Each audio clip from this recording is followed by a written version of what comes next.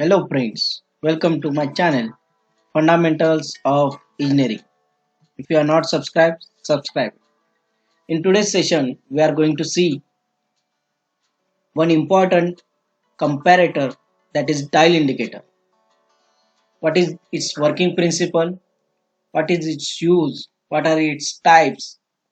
Then how they are used in a mass production, that we are going to see in today's session. Before starting to this session, we are going to see the classification of comparators. So first, they are classified based on mechanical operation, that is mechanical comparators like dial indicator, reed type comparator, sigma comparator, Johnson microcrater. Then based on the mechanical optical principle, they are classified as optical lever, JIS optimeter, JIS ultrameter optimeter, JIS optotest comparators. Then electrical and electronics comparator, pneumatic comparator, fluid displacement comparators, projection comparators, multi-check comparators, automatic gauging, electromechanical comparators. Then based on high sensitive calibration comparators, we are having Brooks level comparators and Eden-Rolt millionth comparator. So these are the broad classification of whole comparator. In today's session, we are going to see mechanical comparator, that is dial indicator. So based on this dial indicator is worked on mechanical principle. So it can be broadly classified into groups as follows. Also it is called as dial gauges, as we are using this for purpose of major comparison. So instead of gauges we are using this dial indicator. So it is called as dial gauge. It classified into based on the circular dial, based on the movement of the gears. We are having back plunger type and dial micrometers. Then based on the sector dials, we are having lever movements and special devices. These are the broad classification of dial indicator. Now we are going to see actual mechanism of dial indicator. So dial indicators are instrument used for making and checking linear measurements. These require less skill in their use than other precision instruments such as plug gauges, gap gauges, micrometers and vernier scales, etc. Dial indicators are similar indicating devices containing a graduated dial scale, and these depend upon gear and pinion or lever magnification system. These are generally used as a comparators, that is compare a part to a master setting. Some indicators known as dial micrometers or dial thickness gauge are however also used for actual measurements without comparison.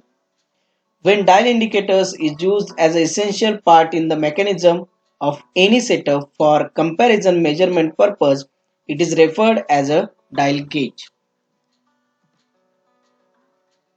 A dial indicator by itself is not much use unless it is properly mounted and set before using for inspection purpose. By mounting a dial indicator on any suitable base and with various attachments, it can be used on thousands of special gauges which manufacturers themselves designed to meet the requirements of the job. The working mechanism of dial indicators. You can see on the diagram, it contains gears and pinions. So the necessary high magnification ratio in this instrument is achieved by the use of gears and pinion arrangement in a small area by arranging the gear train in a manner similar to a clock movement. There is a plunger, so you can see this a plunger, which is a perfect sliding feet in its own bearing. This carries rack which accurately meshes with pinion 1. This is pinion 1. The rotation of the plunger about its own axis is prevented by pin attached to it, which is located in a slot in a rack guide. So in this slot you are having a pin. In order to keep the plunger in an extended or normal position, a tight coil spring is used. So this spring is used to keep the plunger in an extended or normal position. Small movement of the contact point causes the rack to return the pinion P1, this pinion P1, with which it is maced a large gear G1. This large gear G1 it attached to the same spindle as pinion P1.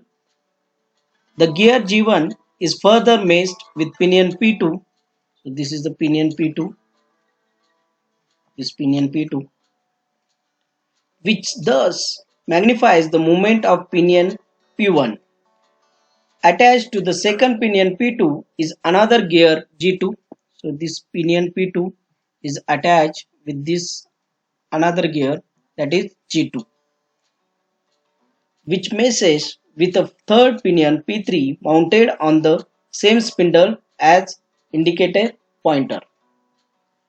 So the overall magnification for any dial gauge may be thus calculated by measuring the distance between divisions on the scale and dividing these dimensions by the equivalent moment of the measuring plunger. In order to take up the backlash, a light hairspring, this light hairspring is fitted to the dial gauge gear trains by meshing a gear G3, meshing this hairspring with gear G3 to the pinion P3. This is the pinion P3. In order to prevent gear backlash, the gears are precision cut and the movement assembly resembles that of a high grade watch. So these are the mechanism of dial indicator. So with this mechanism, the dial indicator moves in this way to measure the flatness or to check the flatness or squarenism or to check the dimensional variations to indicate based on the comparison that dial indicators work. Now we are going to see the different parts of a dial indicator.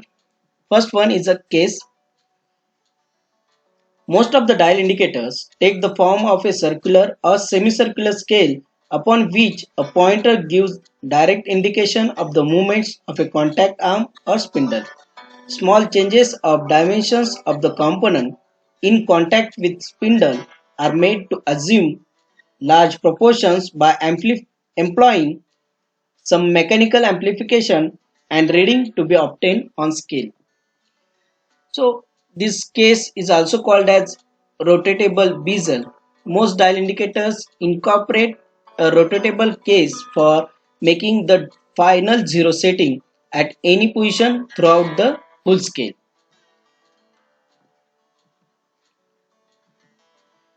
With this case, we are having a locking nut. So a clamp for locking nut in any position is provided with this case.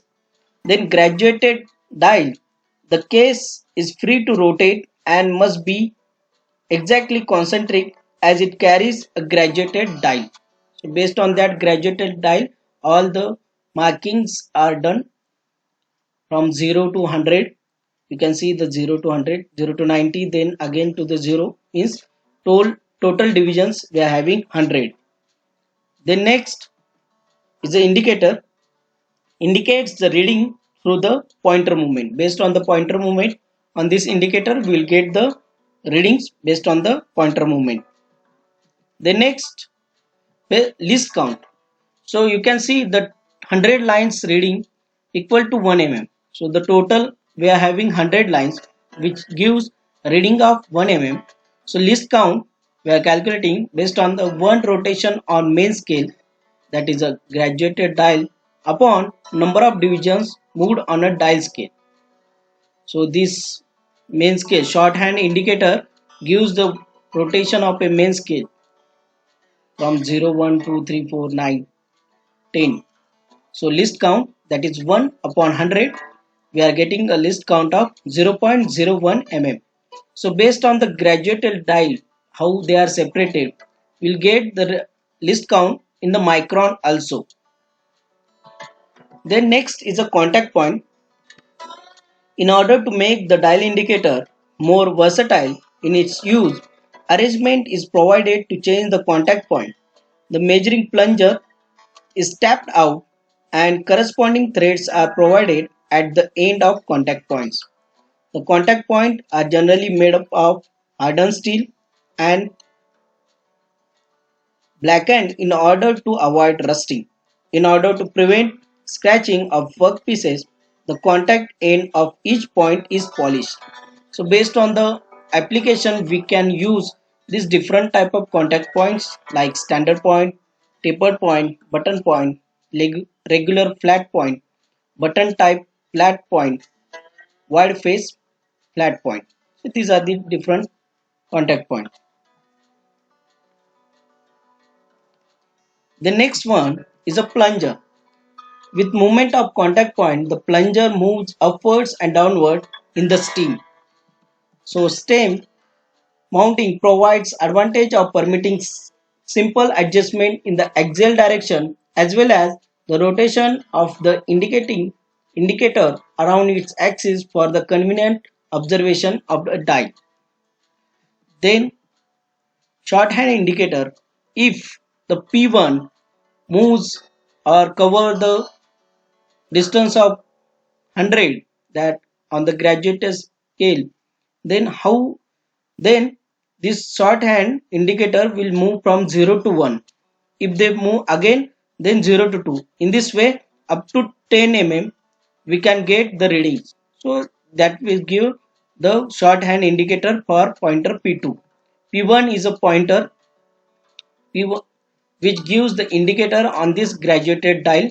So P2 gives the indicator on shorthand indicator. Here we can attach the tolerance pointers. So based on the workpiece dimensions, how the tolerance is defined. Based on that, we can attach the tolerance pointer, and if the pointer movement is in between these two tolerance pointer, then that part can be accepted. If it is not getting in the tolerance pointer, so based on the graduation of the dial that shorthand indicator shows, based on that quality engineer will make the decision either give that part to the rework or to scrap. So in this way, for mass production, we can use this dial indicator as a comparison instrument where we have to set the dimension, standard dimensions with a standard instrument like a slip gauge, and in between the gap we have to keep the workpiece continuously and check the pointer movement. So these are the different parts of a dial indicator. Another type of indicator we are using as a lever type indicator. So all the parts you can see, it is a special type of indicator which is characterized by the direction of the sense displacement. Lever type indicators are designed to sense and to measure displacement which occur in a direction essentially perpendicular to the shaft of a contact points.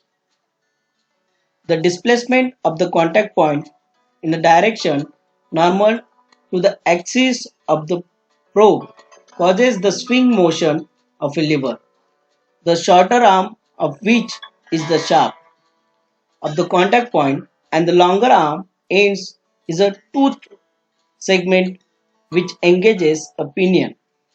Dial indicate portion could be either parallel or perpendicular to the main lever of the gauge.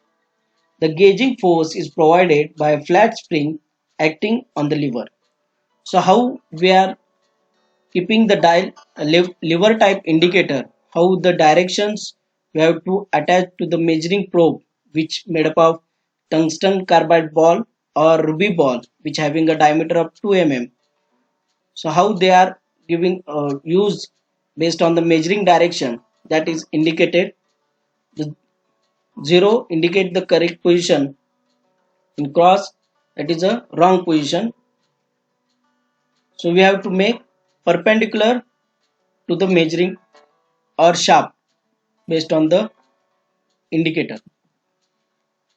This type of indicators permits a wide variety of uses in several difficult applications such as contacting hard to reach surfaces for measurements of internal surfaces, transfer of height dimensions measuring along vertical surfaces, centering of rotating members, etc. So for the different application we can use for this lever type indicator for checking cylinders, bores, eccentricity, thickness, top sideways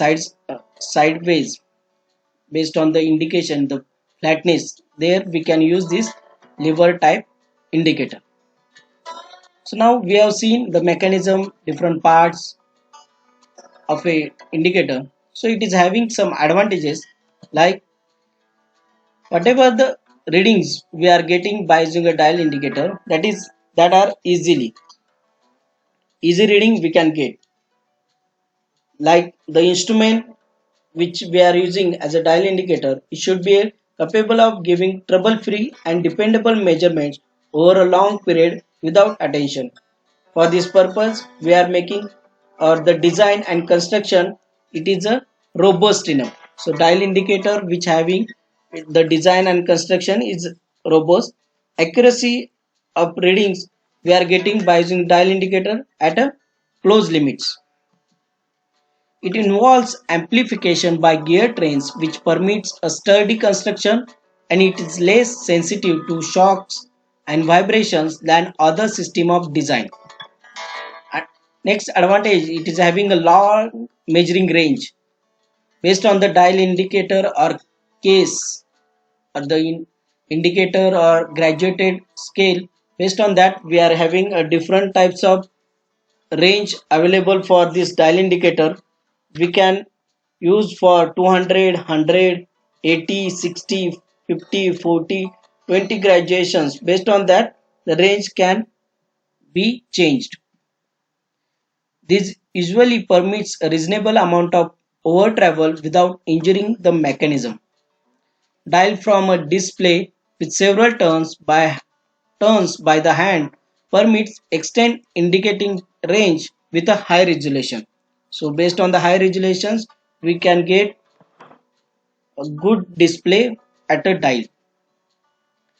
Initial as well as maintenance costs are low, and this another advantage is like this is not subject to problems of gauge wear and temperature variation, etc., as in case of conventional gauges we are getting, but in a dial indicator we are not getting that change dimensional variation due to temperature variations. These are able to inspect dimensional variation which are impossible to be detected even by the conventional gauges. The speed, adaptability, and positive visibility of dial indicator gauges, in addition to their accuracy and economy, place them in a as a precision measurement. It is possible to use it for many different measurements by means of a few simple attachments. Thus, it is a more versatile. By its intelligent use, a large and costly collection of special made gauges can be avoided. So these are the advantages. It is having some disadvantages like wear result in backlash and lagging response. Dial gauges are not considered suitable for extended measuring range for precision applications. The clearance of the measuring spindle in its guides can result in positional variations of the rack in relation to the meshing pinion. Plain pivot bearing due to initial inaccuracies or wear effects the precise meshing of the gear teeth causing measuring errors. So in this session we have seen that mechanical comparator like dial indicator, it works on mechanical operation. It's we have seen its classification, the working mechanism, the different parts, and how these different parts work to give a correct dimensional variation or comparison with a standard to the workpiece that we have seen. Hope you like it. If you like it, please stay connected and don't forget to subscribe my channel. Click on bell icon to get more notifications. Thank you very much.